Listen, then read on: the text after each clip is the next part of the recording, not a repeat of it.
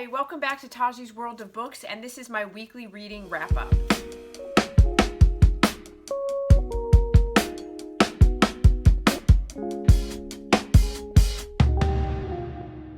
Hi you guys, welcome back to Taji's World of Books, and this is my weekly reading wrap-up.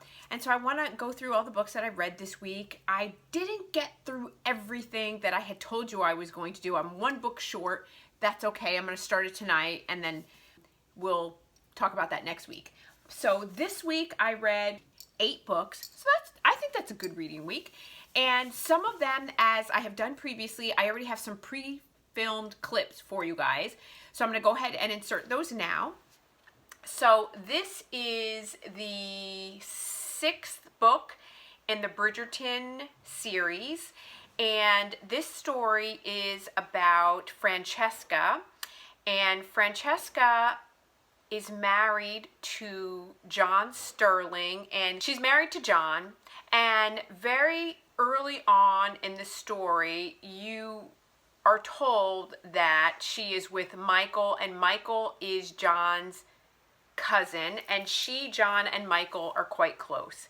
And there's this really nice banter that happens, very innocent, but very nice banter that happens between Francesca and Michael. And you see that they have a sort of connection. They tease each other and they banter back and forth, but again, it's quite innocent and there's nothing to it. And John is often there and hears it and doesn't have much to say about it. And so on one particular day, John says the 3 of them are together. You know, Michael and Francesca are great friends. Michael is a womanizer, and he's, a rake and a rogue and all of these things, and he's out doing his thing. And this particular day, they're all together, and Francesca says, I really want to go and take in the air. And so John says, her husband says, well, I'm not really feeling great. I have a bit of a headache. I'm going to go upstairs and lie down before this meeting I have. Michael says, well, I'll go with you. So Michael goes with her on this walk, and they say, well, wake you when we get back. They go on their walk. They have a great exchange. They head back, and they go into the house, and the butler comes down, and very quickly it's discerned that he is quite nervous and agitated because he can't wake John up, or he's knocking and John is not answering.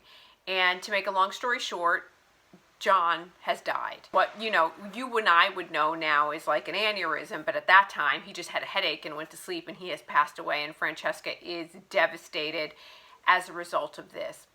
And so the story then unfolds from there, and it is Michael and Francesca's sort of figuring out who they are after the death of someone whom is beloved to both of them. He's a beloved.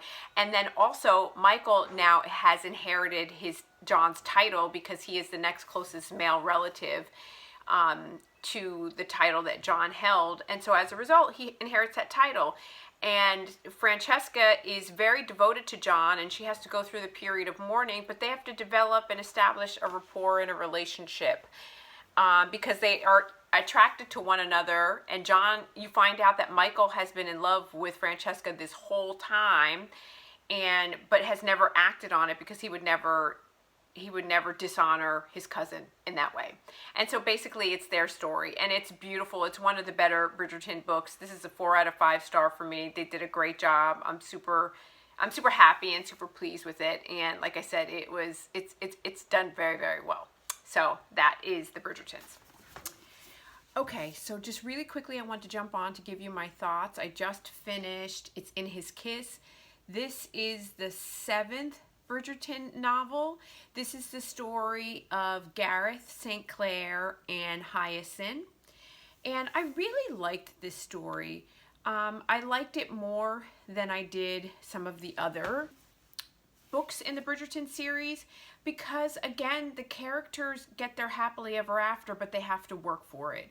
Gareth has a very difficult home life because his father, for whatever reason, doesn't like him and treats him very, very poorly.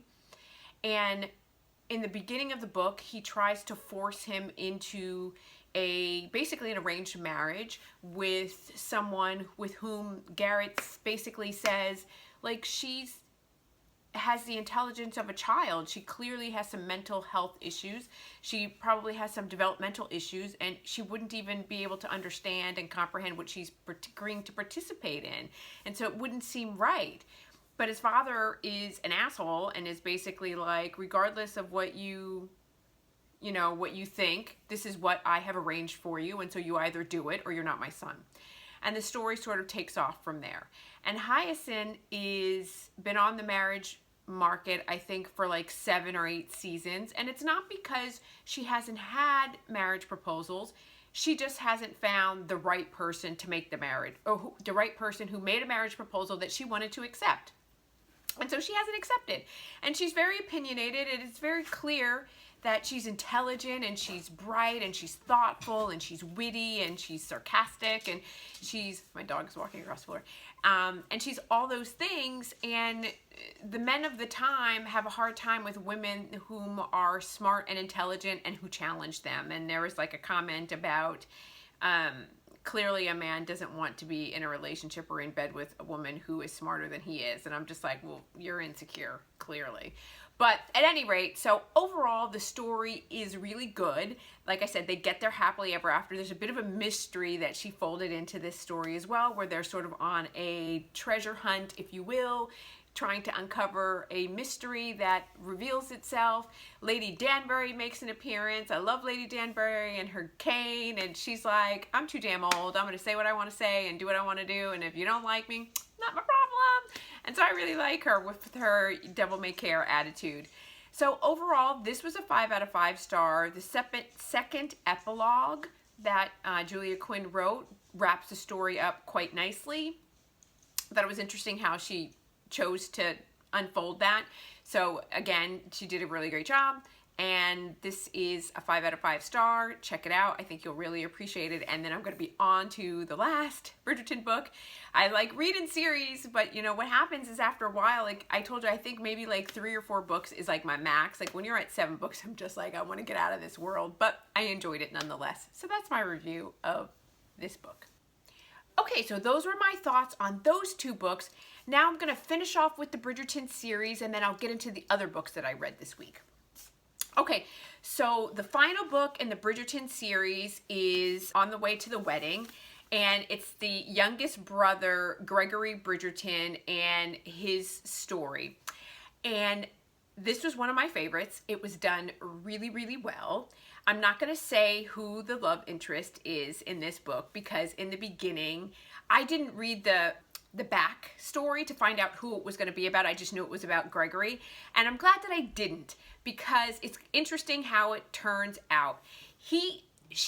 Julia Quinn really makes Gregory work for his love interest, and they both have to do some growing up, and they both have to do some work. There's also a mystery, and I'm purposely not saying, because there's 2 people that it could be. You got to figure it out. And there's also a mystery element to this, because there's some underhanded workings underfoot, and so you got to figure out what's going on and who's lying and who's conniving, who's making backdoor deals. But I think it's really cool because literally the story starts off with Gregory running to the church and like making a mad dash, and he is stopping the wedding. And then it goes from there, and you don't know what happens. And so it's really, really interesting, and it's really done well, and I was really pleased with it. So that's really all I'm going to say about it, because it's the last book in the Bridgerton series. I am going to say what Julia Quinn did, which I didn't know. The final book I thought was the Bridgertons Happily Ever After, and let me go ahead and tell you a little tip. Now, she's taken all of, so she's like, basically it's like, hey, have you ever wondered what has happened to your favorite characters after the epilogue ends, and where does their story go from there? So Julia Quinn got lots of feedback from her fans saying, hey, I wonder what's going on with, you know, Simon the Duke, and what's going on with Penelope and Colin and like all those characters. So she wrote a second epilogue that follows the epilogue so that you can see what happens with those characters. And those second epilogues were originally online only, and then they were put together in a bind up in the Bridgertons Happily Ever After, and then there also is an extra novella of Violet the Mother in Bloom, which is in this book as well. So you can buy this if you want, or what she has done recently in all the new books, when you purchase them, each book includes the regular epilogue, and then it also includes the second epilogue. So you don't have to buy this bind up because those stories are already here. I read them from here because I tend to like to read a trader paperback, a little bit bigger. I don't like mass market paperbacks, but you know, the historical romances tend to come in mass market paperback. So got to deal with what you got to deal with. So at any rate, the second epilogue is here. It's really good. This is the second book, or the other book that I read this week as well. Violet in Bloom is really a story of Violet the mother and her story of meeting the Bridgerton, the father, and how that came about and what her thoughts were, and her having her children, and when he passed away, what that was like, and then her decision not to marry and why she chose not to marry and what that is all about for her. So I was like, it was okay. It wasn't like, you know, that little novella was like, yeah, I've already done it before. The other thing that I want to say about the Bridgertons is I went ahead after, and I'm glad that I did this, after I finished the books, I went ahead and started the Netflix series, The Bridgertons. And it is supposed to only cover the first book, The Duke and I, and it doesn't. It pulls in themes from the other books. And so if you would have watched that before finishing some of the other books, things would have been spoiled for you. So I have mixed feelings about, when I finished the last of the Bridgerton books, I was remember I had said, I'm kind of done, I'm sort of bored now, I want to go on to something else. When I finished, I was like really missing the Bridgertons and the voice that Julia Quinn writes in, and I really liked it. And I liked how Julia Quinn writes, whereas the Bridgerton, the Netflix, I'm torn. They don't follow the books completely. They're close, but they don't follow it, and so they take a lot of creative licensing, and they go in a different direction and do things that you go, that's not what happened in the books. Oh, that feels weird. So I'm not sure how I feel about it, because there's a part of me that says when a show follows the books word for word, passage for passage, I'm like, you're just giving me a recapitulation of what I've already read, and that's kind of boring. But then you don't want them to take too much licensing where it's like now it's something completely different. And so I don't like the acting. The acting is not that great, and I don't like the direction that they've gone with some of the brothers and some of their love interests and what they're doing, and so it just doesn't feel authentic, and I don't really like it. So I don't know that I would continue on with the Bridgertons Netflix series. If I wanted to re-experience the Bridgertons, I probably would do it in the books again and read the books again. And those would be books that I definitely, because it's of a time, like a time of more innocence and beauty, and when things were more complicated in terms of women's role in society, of course, but also like simpler and historical and traditional, and everything sort of had its pace, and it's reminiscent of beauty and grace, and I love that. You know, it has its place, is I guess what I'm trying to say. Anyway, having said that, let's move on to the next book. So then I went into Talia Hibbert's the Brown Sisters, and I read all of these books, and I started off with Get a Life, Chloe Brown, and I gave this a 3 out of 5 star. You know, I don't know what it is with Book of the Month books for me, but they have all been lackluster, and they've all been, like, maybe because I'm used to reading dark romance, and I like to have something that has more depth to it, and something that has character development, and characters are going through stuff, and they gotta, like, have a huge arc, and there's this whole, like, angsty drama to a dark romance. And contemporaries just tend to be miscommunications, misunderstanding, you know, these really false, like if you just communicate and talk, like you get past it. And this is no different for me. You know, Chloe Brown basically has no life. She has a chronic illness. She makes a list of things that she's going to go out and do. And she's got Red, who is the super, so it's a forbidden romance in the sense that, you know, he shouldn't be having a relationship with somebody that is his tenant or in a building that he works with. and he's on the list because she has a crush on him from a distance, and they try to figure it out, and it just didn't do much for me. I'm not going to spend a lot of time talking about it. Like, you guys can check it out, but again, you know, and then there's the miscommunication, and he's got anxiety, and he was in a previous relationship, and that relationship didn't go well, and as a result, he feels like a certain kind of way. I think it's interesting that they deal with, he was in the abusive relationship, so that's an interesting spin on things, and Chloe is the one who's trying to pick up the pieces and demonstrate to him, like, I would never treat you like that. So I don't know, it wasn't all that great. This one, I was like, this is a 2 out of 5 star for me. I was like, what the hell is the point of this? It's a fake dating trope. They're using social media to promote basically his career, and she's a PhD student. She's kind of anxious. She's kind of odd, spectrum-y like. She's had a previous relationship. She's bisexual, and so they're trying to sort through that. And so through the fake dating trope, you know, they catch feelings for one another, and the story takes on from there. But I just was like, what the heck is the point? Like, this, I felt like, all right, I've already invested money in this. I'm going to go ahead and read it. But I was like, it just didn't do anything for me, and it didn't have a lot of depth to it, and it just, he's got anxiety, she's got, like, she's very rigid, she wants things a certain way, she's like, you know, I don't need you, basically, and so basically we can have sex in the fake dating because I want to sleep with you, but, like, I don't care about anything, as soon as we're done, get out, I don't want you around, and, like, I just, whatever. The final book, Act Your Age, Evie Brown. This was the best one. I really like this one. I gave this 4 out of 5 star. And this is the story of Eve, the youngest sister, and Jacob. And Eve, basically, because she is so flaky and can't settle on anything, her parents basically cut her off and say, if you're gonna keep your trust fund, we're sick and tired of you flitting from pillar to post, you gotta figure it out. So she stumbles upon this bed and breakfast. And while she's at this bed and breakfast, she sees a sign that they're hiring for a chef position. She's like, I can do that.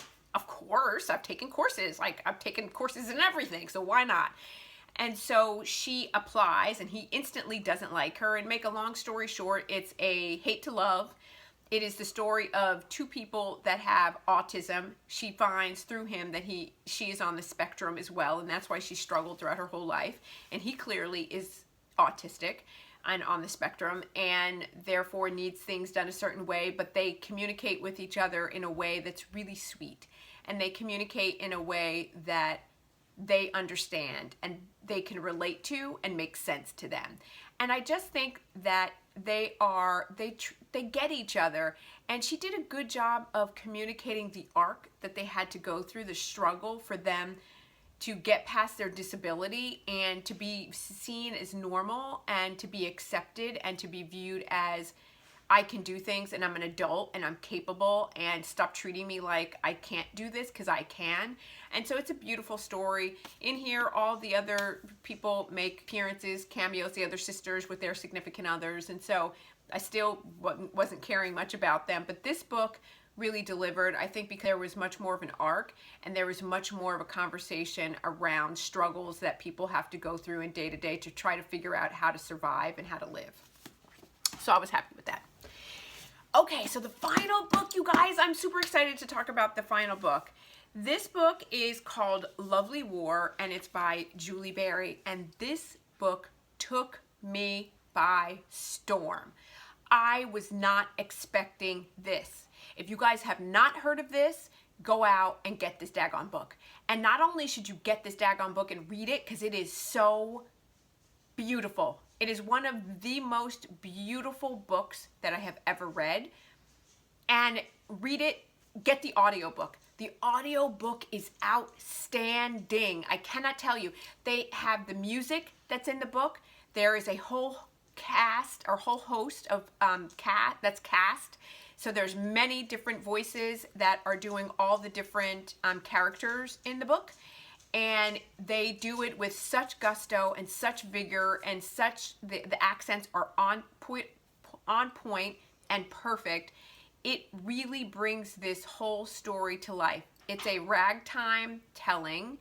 It is set between the year of 1914 and 1918, which is World War I. It is set in London and parts of France and parts of Germany.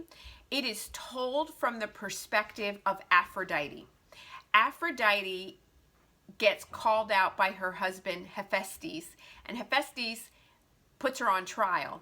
And she basically tells the story of these four characters, Hazel, James, Aubrey, and Colette. And it's their story. And it brings together like all the things that you would expect.